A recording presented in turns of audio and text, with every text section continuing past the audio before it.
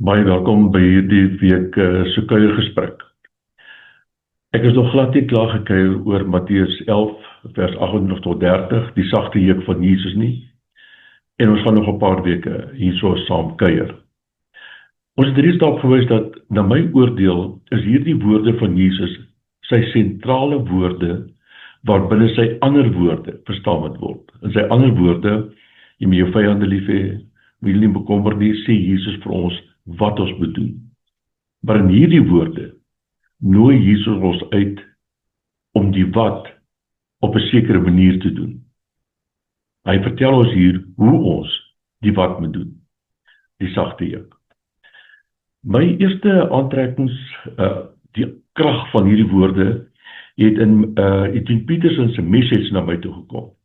En ek wil dit nou graag met julle lees en dan 'n paar woorde daaroor sê. Kom ons lees saam.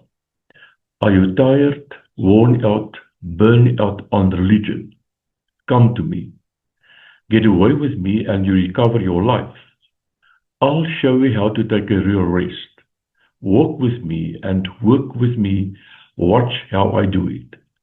Learn the unforced rhythms of grace. I won't lay anything heavy or ill-fitting on you. Keep company with me and you learn to live freely and lightly.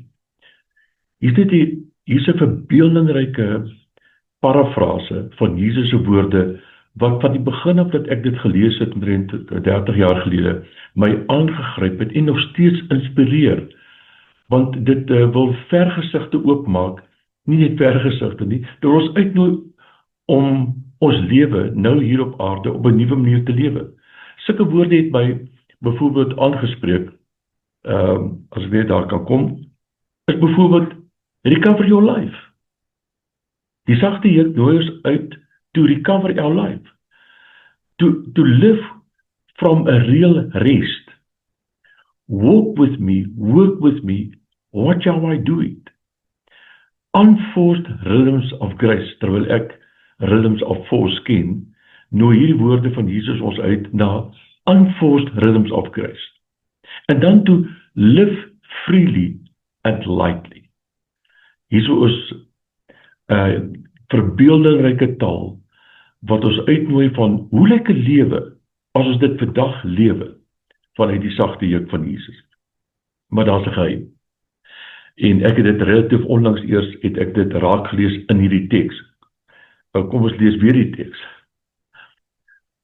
5 keer met die eerste een ingesluit gaan dit oor die geheim. So hoe leer 'n mens so lewe? With me.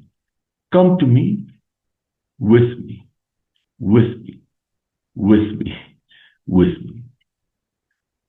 Die diepste geheim van disippelskap, van die nuwe lewe in Christus, is 'n lewe saam met Jesus. Die Jesus wat nie deur die hemelvaart weg is nie, ja liggaamlik weg, maar nou by ons teenwoordig is deur sy Gees, nader aan ons as ons eie vel, en ons uitnooi om op 'n daaglikse basis saam met hom te lewe.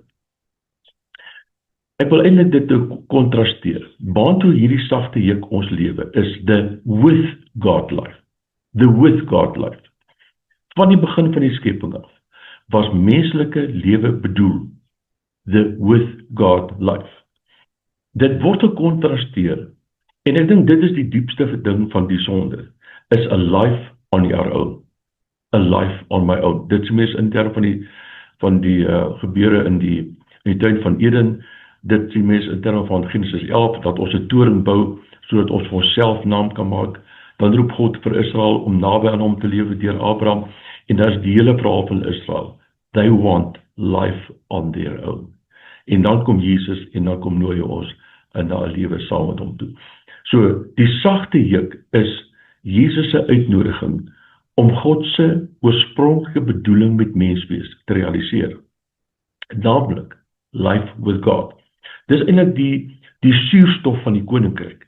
As hy sê, as ons nooi om vanuit die koninkryk te lewe, dan is dit lewe vanuit die vars suurstof van die koninkryk, wat beteken weg van ons eie ekgerigte bedompig bestaan, na 'n lewe in die vars suurstof van die koninkryk, life with God. life with God. En ek wil graag hierso 3 tekste lees wat net hierdie saak sterk beïnvloed. Die eerste een net na my woestyntyd 20 jaar, meer as 20 jaar gelede, het hierdie teks na my toe gekom, waar Jesus op die strand stap, en dan sien hy die disippels, en dan nooi hulle met hierdie woorde, kom hier, kom saam met my.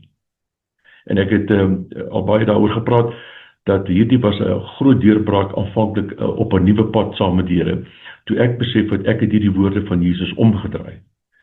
Ek het eintlik 'n tipe Christelike geloof beoefen, waarin ek stap langs die strand, en ek sien vir Jesus, en ek nooi vir hom uit en sê, Here, kom saam met my, kom maak my drome waar, kom beskerm my, kom laat my wil geskied. So dit is 'n flip eintlik, om te besef, maar Jesus nooi ons saam met hom, en dat die kern van die sagte juk, die kern van die Christelike geloof, is 'n lewe saam met Jesus. Daar's 2 ander teksverse, wat dit verder op in beklemtoon. In Kolossense 2:6 en 7 sê Paulus hierdie woorde: aangesien julle Christus Jesus as Here aangeneem het, moet julle in verbondenheid met hom leef. In verbondenheid met hom lewe. Die sagte juk is om in verbondenheid met Jesus te lewe. 'n volgende teks is die van 1 Korintiërs 1:9. God is getrou, hy wat julle geroep het om verenig te lewe met sy seun Christus Jesus ons Heer. Die sagte juk is om in vereniging met Jesus Christus te lewe. Dis ons grootste vryheid. Dis die vars suurstof van die koninkryk. In Kolossense sê Paulus ook 'n ander ding. Hy sê in Kolossense 3:17, alles wat julle sê en doen, doen dit in die naam van Jesus Christus die Here. Dis dit. Om alles wat ons sê en doen, saam met hom te doen. In verbondenheid met hom. Verenig met hom. Dis die lewe in die sagte juk. Niks hoef ons meer op ons eie te doen nie, vanuit ons eie krag uit nie. Ons kan alles wat ons sê en doen, in die naam van Jesus Christus doen, saam met hom, vanuit die sagte juk.